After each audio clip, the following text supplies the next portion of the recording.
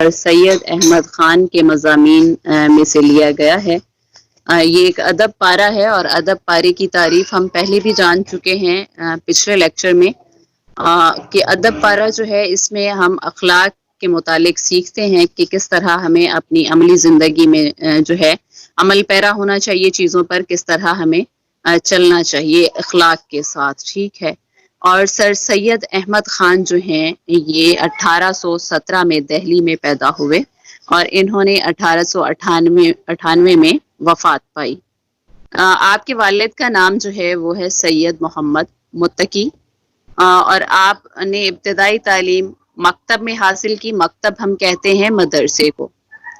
پھر انہوں نے جو ہے قرآن مجید اور پھر حدیث پاک اور فقہ کی تعلیم 18 سال کی عمر میں مکمل کی۔ اس کے بعد پھر انہوں نے منصفی کا امتحان پاس کیا، اور بحیثیت منصف جو ہے یہ ملازم ہوئے، اور ملازمت اختیار کی انہوں نے، اور منصف ہم کہتے ہیں انصاف کرنے والے کو۔ اور پھر یہ جب منصف کے عہدے پر فائز ہوئے تو انہوں نے جو ہے کافی ٹائم اس عہدے پر کام کیا، اور تجرباتی دور سے گزرتے ہوئے پھر یہ جج کے عہدے پر پہنچے،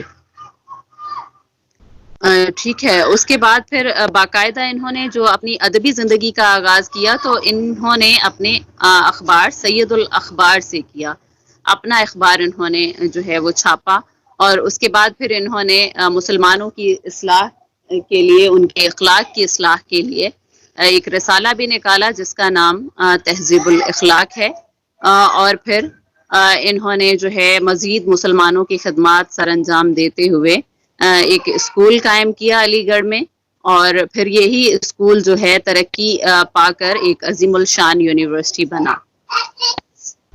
اور سر سید احمد جو ہیں یہ ایک بلند پایا نثر نگار ہیں۔ نثر کے ساتھ نظم کا نام نہ لیا جائے تو یہ ایک نامناسب سی بات ہے۔ نثر اور نظم جو ہیں یہ دونوں ہی ادب پاروں میں آتی ہیں، ادب میں آتی ہیں، اور نثر جو ہے یہ عبارت کی شکل میں اگر کوئی بھی چیز بیان کی جاتی ہے، کوئی بھی بات بیان ہوتی ہے تو ہم اسے نثر کہتے ہیں، اور اگر اشعار کی صورت میں کوئی بات بیان ہو تو وہ نظم کہلاتی ہے، ٹھیک ہے۔ اور یہ سر سید احمد جو ہیں یہ اخبار نویس بھی رہے، پھر عالم تھے، اور آخری مغل بادشاہ جو ہیں بہادر شاہ ظفر، انہوں نے ان کی جو خدمات تھیں انہی کی وجہ سے ان کو جو ہے جواد الدولہ اور پھر عارف جنگ کے خطابات سے نوازا۔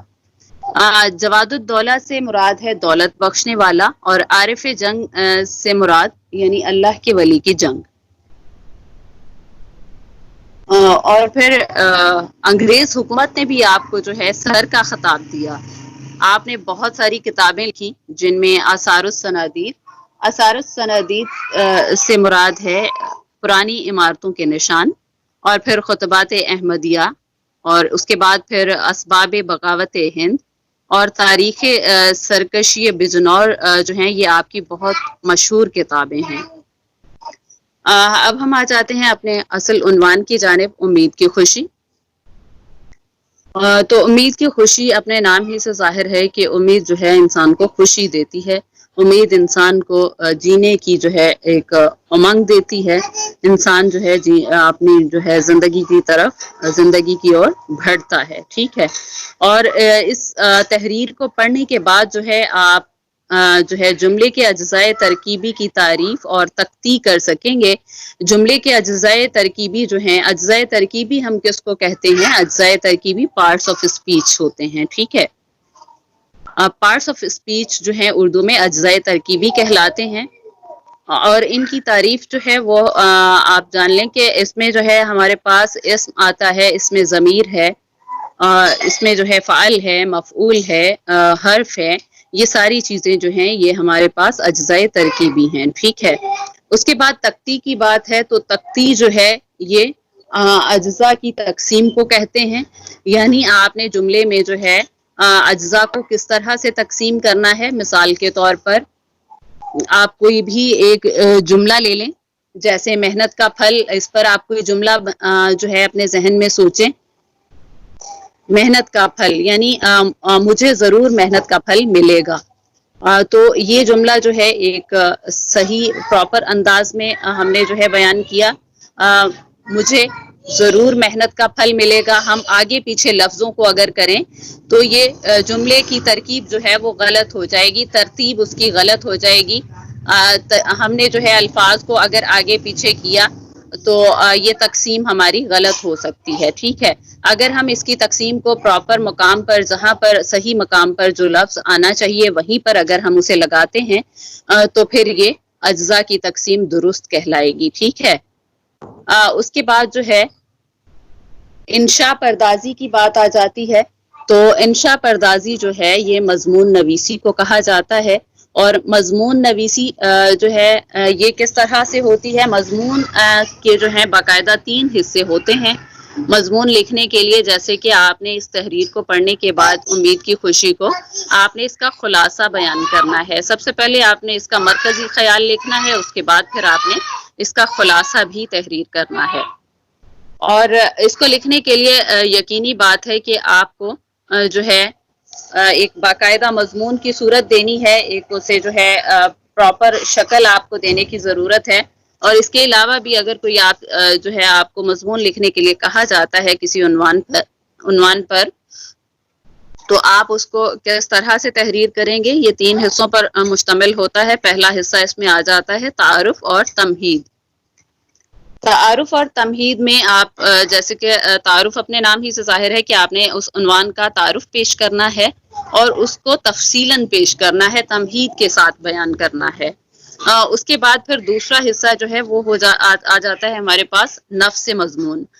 نفس مضمون میں جو ہے آپ نے اس عنوان کے متعلق جو ہے مواد آپ کے پاس ہونا چاہیے. آپ کو اس عنوان کے متعلق جس پر آپ مضمون تحریر کرنا چاہتے ہیں آپ کا مشاہدہ ہونا چاہیے, آپ کو اس کے متعلق وسیع معلومات ہونی چاہیے کہ یہ کیا ہے, اس میں کیا آپ بیان کرنا چاہتے ہیں اور کیا درست ہے. آپ نے درست معلومات جو ہیں, درست مواد جو ہے وہ نفس مضمون میں بیان کرنا ہے.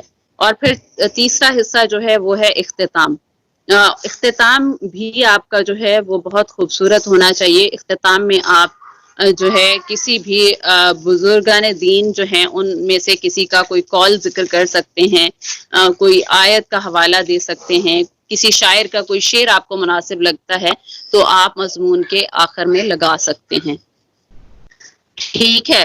انشاء پردازی میں نے آپ کو سمجھایا کہ انشاء پردازی جو ہے مضمون نویسی کو کہا جاتا ہے.